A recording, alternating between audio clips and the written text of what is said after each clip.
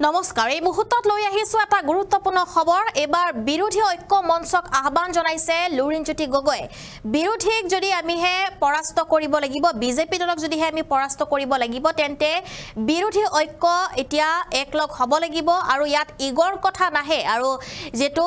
ৰাজনীতিত কোন ধৰণৰ ইগৰ কথা নাহে বুলি তেওঁ উল্লেখ কৰিছে আৰু সকলোকে একগোট হ'বলৈ দিছে যাতে বিজেপিক আমি পৰাস্ত কৰিব পাৰো সবিশেষ লৈ আহিছো এই মুহূৰ্তত লুৰিণজ্যোতি গগৈৰ এবাৰ আহ্বান এবাৰ পঞ্চায়ত নিৰ্বাচনৰ ফলাফলৰ পিছতে লুৰিণজ্যোতি গগৈৰ আহ্বান বিৰোধী ঐক্য মঞ্চক যদিহে বিৰোধী একলগ নহয় তেন্তে ফলাফল বেয়া হ'বই যদিহে বিৰোধী একলগ নহয় তেন্তে ফলাফল বেয়া হ'বই সাধাৰণ ৰাইজৰ কথা শুনক উপলব্ধি কৰক প্ৰতিটো বিৰোধী দলে সাধাৰণ ৰাইজে কি বিচাৰে সেয়া শুনক আৰু উপলব্ধি কৰক ইগো অহংকাৰ এইবোৰ ৰাজনীতিত নাখাতে ৰাজনীতিত ইগো অহংকাৰ নাখাতে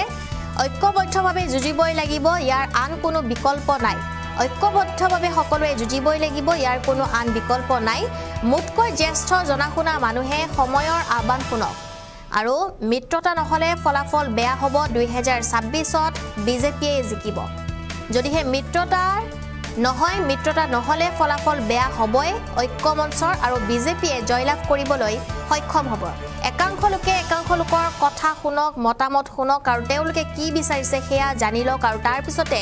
কাম কাজ কৰক ইগো অহংকাৰ এইবোৰ ৰাজনীতিত নাখাতে বিৰোধী একলগ নহলে 2026তো বিজেপিয়ে জিকিব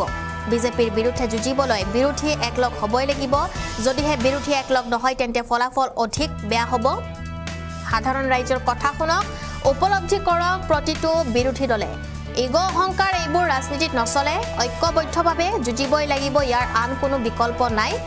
আৰু মুঠকৈ জ্যেষ্ঠ জনাশুনা মানুহে যেটো সময়ৰ আহ্বান শুনক আমি সদায় পজিটিভভাৱে যুঁজি আছো মিত্ৰতা নহলে ফলাফল বেয়া হ'ব 2026ত বিজেপিয়ে জিকিব পঞ্চায়ত নিৰ্বাচনৰ ফলাফলৰ পিছতে প্ৰতিক্ৰিয়া এবাৰ লুৰিণজ্যোতি গগৈ এয়া লুৰিণজ্যোতি গগৈৰ প্ৰতিক্ৰিয়া আছিল আমি শুনাবলৈ চেষ্টা কৰিম তেওঁৰ প্ৰতিক্ৰিয়া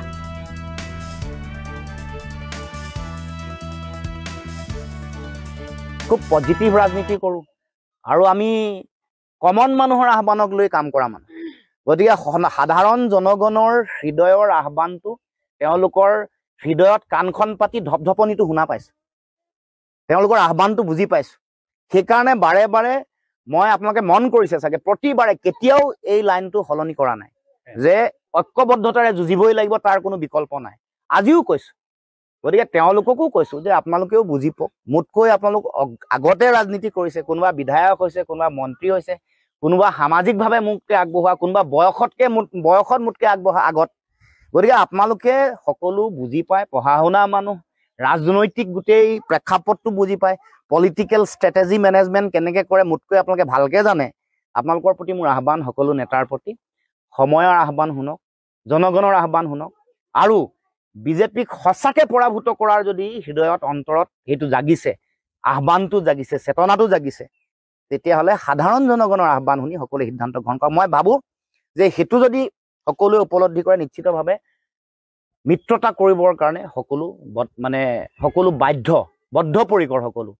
কাৰণ মিত্ৰতা নহ'লে ফলাফল বেয়া হ'ব বিজেপিৰে চৰকাৰ হ'ব আজি পুনৰ জোৰকে কৈছোঁ যে যদি এক নহয় চৰকাৰ বিজেপিৰ হ'ব 26 আমাৰ লক্ষ্য আধাৰ আমি প্ৰস্তুত কৰিব খোজো পঞ্চায়ত নিৰ্বাচনত সেইকাৰণে এটা মানুহে ইংগিত এটা দিছে কিছু ইংগিত আছে কিন্তু মানুহৰ খংটো এইটোৱে যে আমি ইমান কৈ আছো যে একতাৰে যুঁজিব লাগে মানুহৰ মনৰ কথা যেতিয়া নুশুনে তেতিয়া জনগণে দিব এইটো ফলাফল কংগ্ৰেছে দেশৰ ৰাজনৈতিক পৰিৱেশ মই কংগ্ৰেছে হওক বা বিৰোধী সকলো ৰাজনৈতিক দল মূলতঃ কংগ্ৰেছ ডাঙৰ দল বেছি বিধায়ক আছে বহুদিনীয়া অভিজ্ঞতা আছে গতিকে তেওঁলোকে বুজি পোৱাটো উচিত যে দেশত কি ধৰণে নিৰ্বাচন হৈছে ক'ত অলপ ভোট বিভাজন হোৱাৰ লগে লগে তেওঁলোকৰ লোকচান হৈছে গতিকে সেইটো যদি উপলব্ধি কৰিব নোৱাৰে এইটো সাধাৰণ শিশুৱে বুজি পোৱা কথা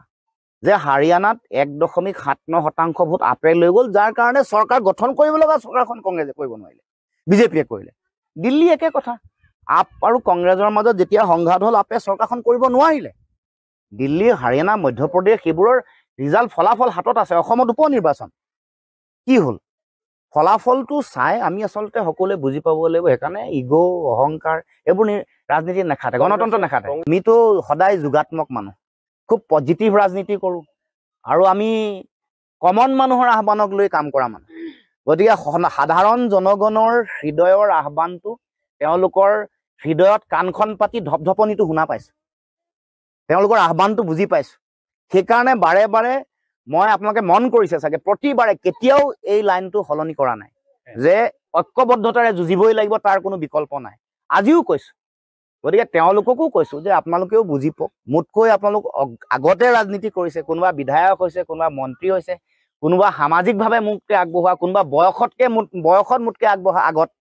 গতিকে আপোনালোকে সকলো বুজি পায় পঢ়া শুনা মানুহ ৰাজনৈতিক গোটেই প্ৰেক্ষাপটটো বুজি পায় পলিটিকেল ষ্ট্ৰেটেজি মেনেজমেণ্ট কেনেকৈ কৰে মোতকৈ আপোনালোকে ভালকৈ জানে আপোনালোকৰ প্ৰতি মোৰ আহ্বান সকলো নেতাৰ প্ৰতি সময়ৰ আহ্বান শুনক জনগণৰ আহ্বান শুনক আৰু বিজেপিক সঁচাকৈ পৰাভূত কৰাৰ যদি হৃদয়ত অন্তৰত সেইটো জাগিছে আহ্বানটো জাগিছে চেতনাটো জাগিছে তেতিয়াহ'লে সাধাৰণ জনগণৰ আহ্বান শুনি সকলোৱে সিদ্ধান্ত গ্ৰহণ কৰা মই ভাবোঁ যে সেইটো যদি সকলোৱে উপলব্ধি কৰে নিশ্চিতভাৱে মিত্ৰতা কৰিবৰ কাৰণে সকলো বদ্ধপৰিকৰ সকলো কাৰণ মিত্ৰতা নহ'লে ফলাফল বেয়া হ'ব বিজেপিৰে চৰকাৰ হ'ব আজি পুনৰ জোৰকে কৈছো যে যদি এক নহয় চৰকাৰ বিজেপি